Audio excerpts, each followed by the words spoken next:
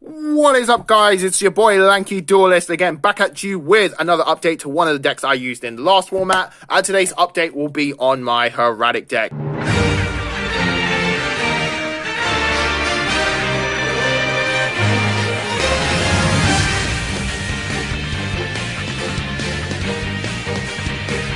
I'm not gonna lie, if there's one deck that I've enjoyed playing so much, especially in this format right now, and especially this year as a whole, it's, gotta be Hieratics. Like, this deck is just, so fun to play with. Like, it's a combo deck. I love combo decks. It's a dragon deck. It's a dragons. Again, I love my dragons so much. And also, again, it just fits my playstyle, this deck, so well. And I literally cannot stop playing this deck. And even just, when I'm not even playing with my friends, just, testing the hands to see, whether, I get bricks or not. Again, this deck always gives me consistent hands. And again, I gotta give a shout out to, I'd forgotten the name of the YouTuber who recommended me playing Sept in this deck.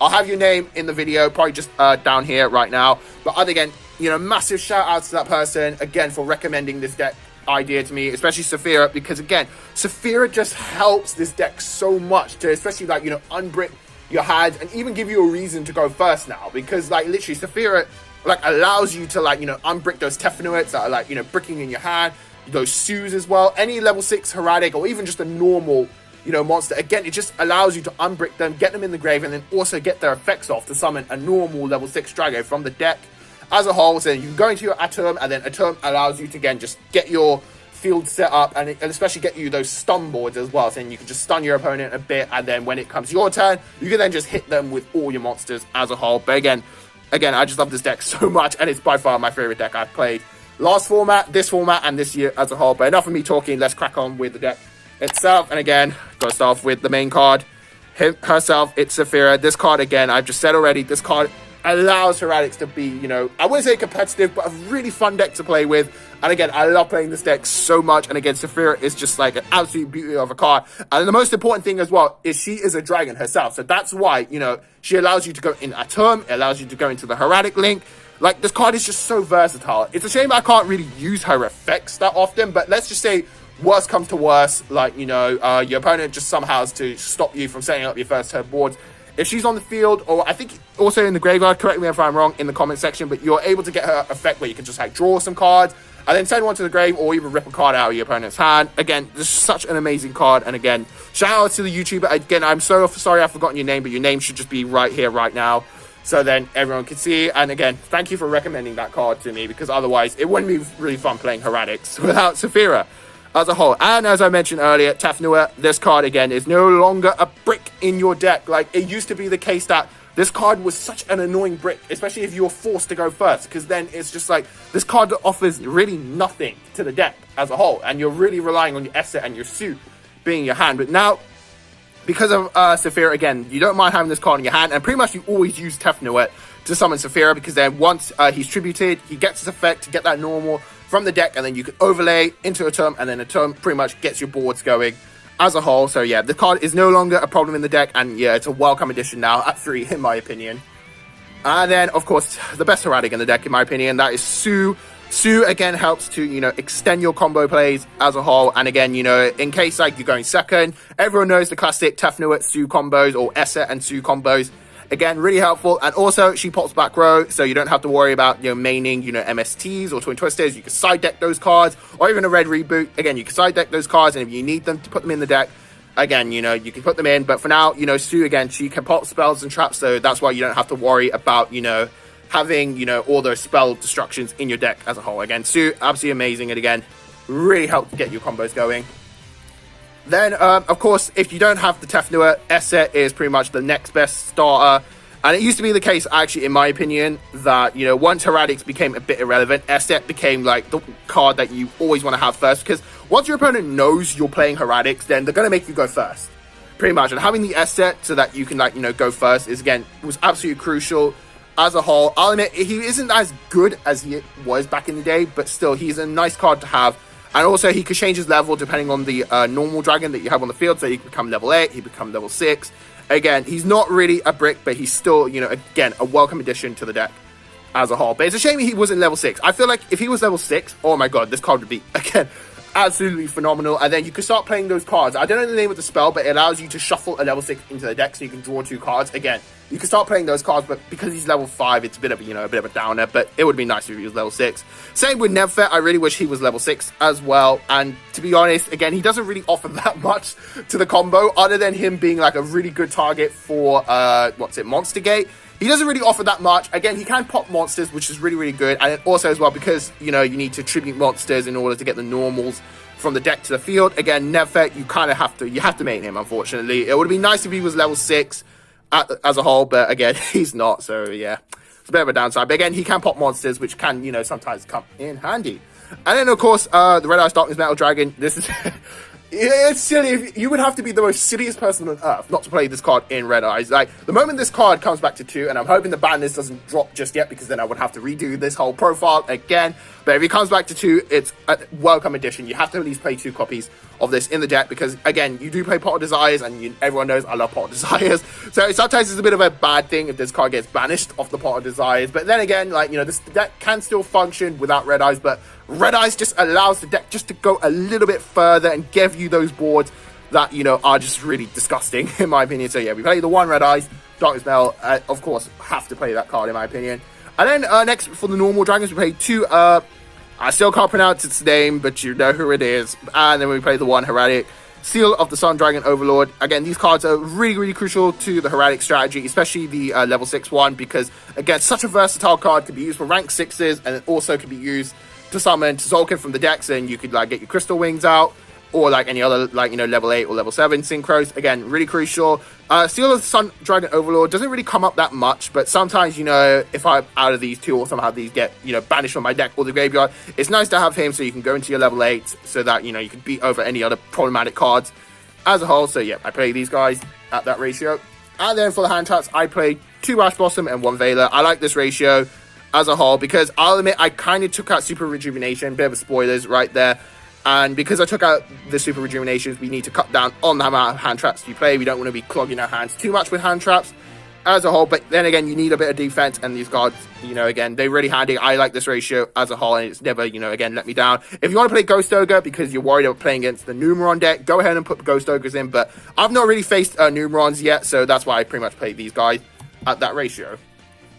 Alright, moving on to spells, we played the 3 Hieratic Seal of Convocation. Convocation, again, it's your rota. Again, you have to be the most silliest person on earth not to play 3 of this card, because it searches all your Hieratic cards to your hand as soon as possible. And again, it must have at 3. Don't play this less than 3, because technically saying it's not a once per turn. And again, you want to, if you don't see any of your, Sues, your Tefnits, your Sept, these cards pretty much sub as those cards. So yeah, have to play this card at 3 for sure, 100%.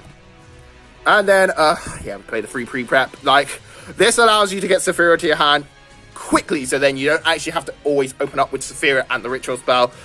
If you don't even have any of those 2 cards in your hand, and you have this. Literally, this gives you a +1 as a whole. And again, it's just an amazing card, and you really need it to get that Saphira to your hand as soon as possible.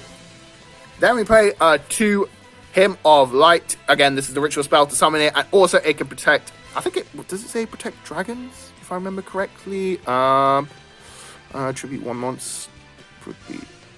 Okay, so it protects Saphira then. Okay, I kind of thought this was a bit of a, Return of the Dragon Lords as a whole. Again, as the amazing card, again, it protects your Saphira and helps you get your Saphira onto the field, and you kind of have to play it. Again, you have to be really silly to play Saphira and not the Ritual Spell in the deck.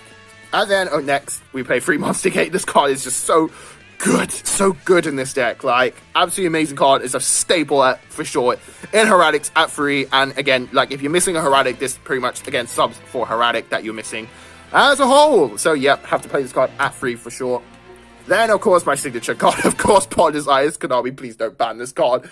I know I made a prediction that this card might get banned, because knowing Konami, they always dick me over in the most silliest of ways, and always take that one card that's not meta relevant and then just ban it upright and whole. I feel like it's going to be Pot of Desires. I know this card's nowhere near ban worthy, but for some odd reason, this is Konami. They always hit something that I love, and it's probably going to be him. But I hope it's not, because then I'm going to literally be in a lot of tears and a lot of rage as well on camera when I do my ban list reaction.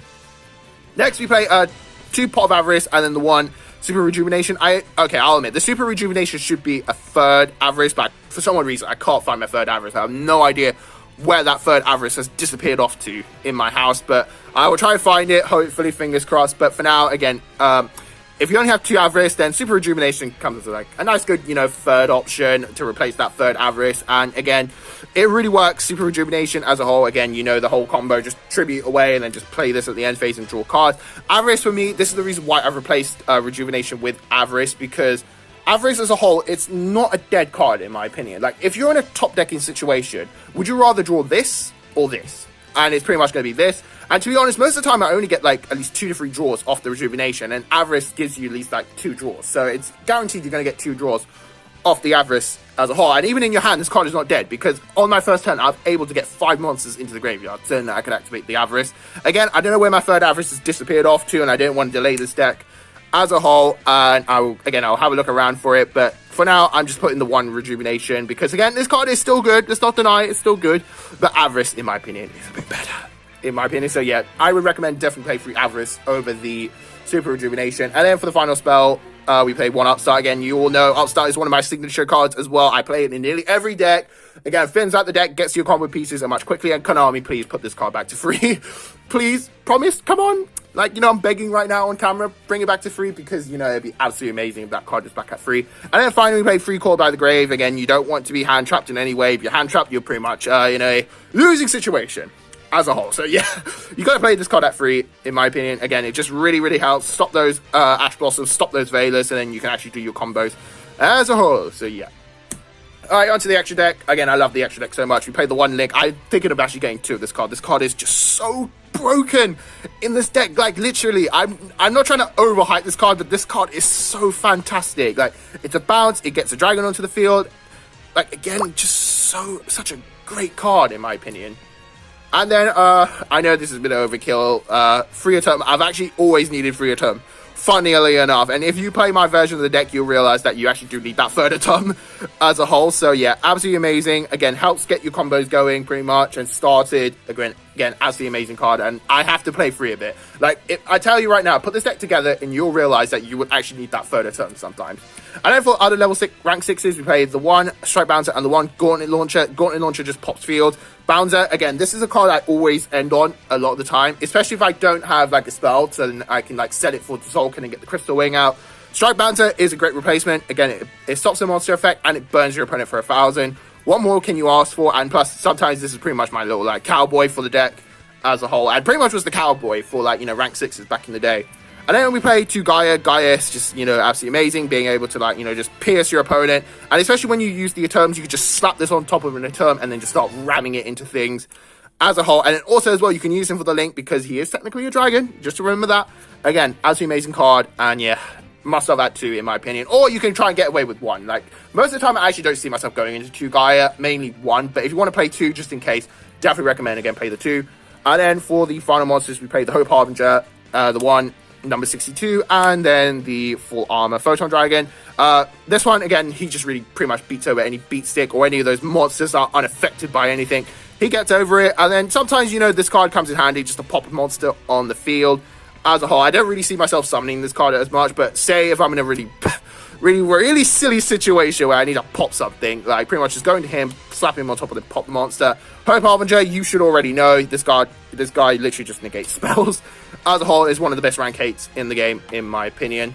And then for the Synchros, we play the 1 Ultimate Tzolk'in, Crystal Wing, Starlight, and then the Stardust Dragon. So yeah, these guys are pretty much the perfect foursome as a whole. Like, you know, Tzolk'in, again, you know what it does. If you set a spell card, get a Synchro out onto the field. And I feel like I like this ratio because firstly, you have a monster that pretty much blows up the field. This card negates a monster, so it stuns. And then Stardust actually is a very interesting one. Not many people play Stardust, but I like to play Stardust in case, like, because I think I've forgotten the name of the card. I think it's Lightning Storm, if I remember correctly. That is still running around. Don't forget that.